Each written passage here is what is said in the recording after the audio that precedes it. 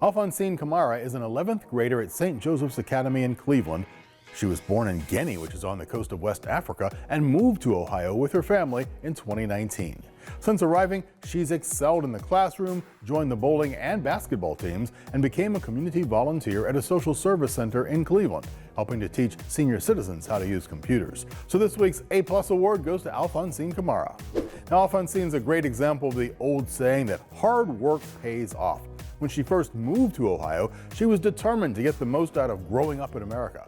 Through hard work, she was able to make both the basketball team at her church and the bowling team at her high school. She told us that playing sports was a great way for her to make new friends and to have fun. Her hard work, though, doesn't stop there. Alphonsine, who speaks both French and English, is a leader in the classroom.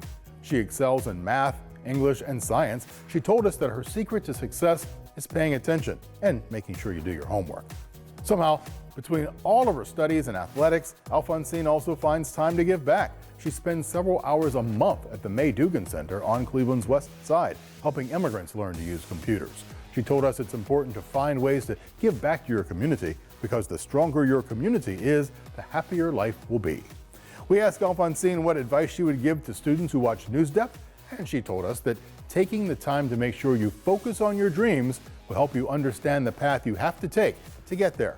So join me in congratulating Alphonsine as this week's A+ award winner for moving to a new country and being a community, academic, and athletic leader in her new school and new city.